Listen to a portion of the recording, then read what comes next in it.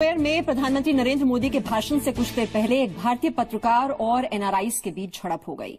इस झड़प के बाद मामले को जिस तरीके से राजनीतिक तौर पर इस्तेमाल करने की कोशिश की गई, उसने कई सवाल खड़े कर दिए हैं। और सबसे बड़ा सवाल यह है कि विदेशी जमीन पर रिपोर्टिंग करने गए पत्रकारों को क्या देश की इज्जत का ख्याल नहीं रखना चाहिए?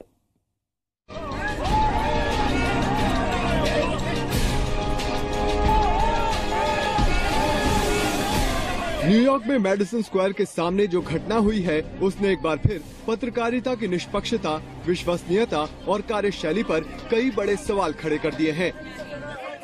और ये सवाल खड़े हुए हैं अमेरिका से आए इस वीडियो को देखने के बाद।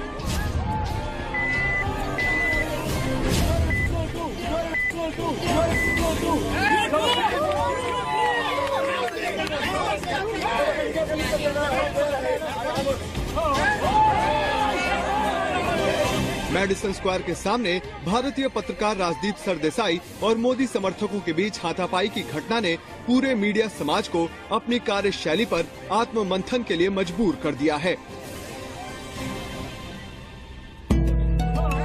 सबसे पहले आपको दिखाते हैं कि देश को शर्मसार करने वाली इस पूरी हाथापाई की घटना में राजदीप सरदेसाई की क्या भूमिका थी। तस्वीरों के मुताबिक मैडिसन स्क्वायर के बाहर प्रोग्राम के दौरान सबसे पहले राजदीप ने उस शख्स के साथ अपशब्दों का प्रयोग किया। जवाब में राजदीप को भी अपशब्द मिले।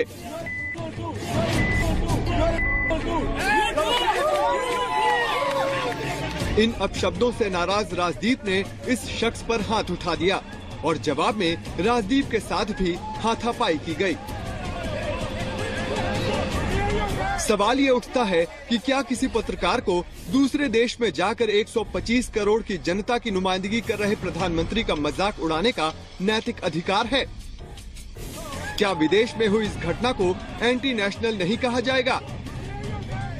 नरेंद्र मोदी भारत के प्रधानमंत्री के तौर पर अमेरिका के दौरे पर हैं और इस दौरान उनके सभी कार्यों का सीधा संबंध भारत की 125 करोड़ की जनता से है। ऐसे में किसी पत्रकार को अपने ही मुल्क के प्रधानमंत्री के खिलाफ उनके घोषित कार्यस्थल के बाहर जुटी जनता के बीच उनकी छवि बिगाड़ने की कोशिश, क्या ये स्वस्थ पत्रकारिता का नमूना है?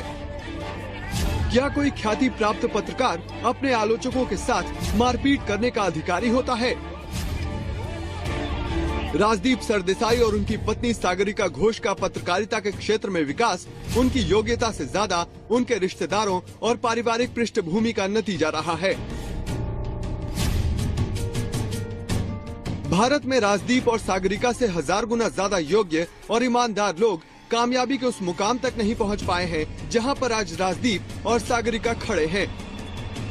बताया जाता है कि राजदीप सरदेसाई और सागरिका घोष की तरक्की के पीछे भास्कर घोष और डॉक्टर प्रणब रॉय का विशेष योगदान रहा है।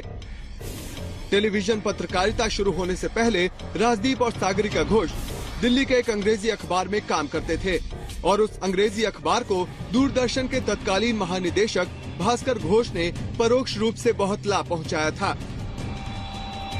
बताया जाता है कि उस फायदे के बदले में अंग्रेजी अखबार ने सागरिका और राजदीप सरदेसाई को रातों रात बड़ा पद दे दिया था।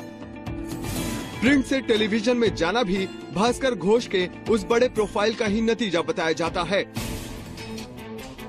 दिल्ली के एक बड़े प्रोडक्शन हाउस को भास्कर घोष ने लगातार मदद पहुंचाई और बदले में उस प्रोडक्शन हाउस ने राजदीप सरदेसाई को कई सालों तक बड़े पद पर बना कर रखा। बाद में उसी अंग्रेजी टीवी चैनल के जरिए राजदीप सरदेसाई ने कांग्रेस पार्टी और कांग्रेस की सरकारों से अपनी नजदीकियां बढ़ाई और बदले में अपने लिए मान सम्मान, पद, पैसा सब कुछ हासिल कर लिया। इसके अलावा कैश फॉर वोट कांड की याद भी देश के लोगों के जहन में अभी भी है। जब राजदीप सरदेसाई पर ही ये आरोप लगाए गए थे कि स्टिंग ऑपरेशन को दिखाए जाने के समय की घोषणा करने के बाद वो पीछे हट गए थे।